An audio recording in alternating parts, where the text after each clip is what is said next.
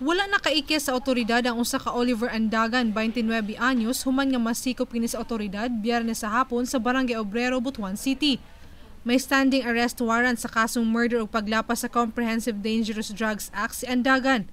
Dugay nang gisurveillance sa otoridad si Andagan. Kung nga masabi natin medyo madalas at that time.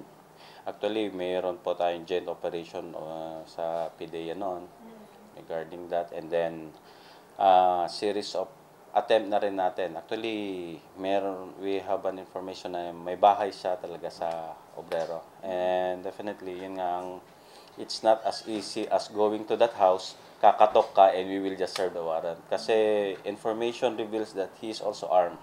Tulog nga naabdan si Andagan sa news team sa usa ka balay tambalanan ug wala na nakuhaan og pahayag. Napusilan sa tuong kamot si Andagan human nga nisulay og sibat sumala sa otoridad. Sa balay sa usa ka PO3 Arturo Fojas II sa Obrero na sapon si Andagan. Lakip si PO3 Fojas gidakop. Gipili ni Fojas nga dili mo atubang sa kamera uban sa paglimod nga iyang kaila ang giarestong si Andagan. Ano ang mekaniko sa balay? Sa imuhang motor. Oo.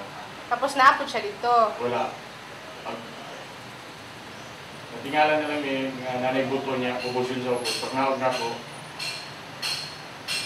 maulan to. Pero di mo kaila. Ang iyang manggod kayo kami. Okay.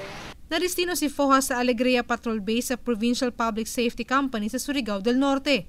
Kasamtangan kining gibalhog sa presohan, samtang gihulat pa ang resulta sa drug test.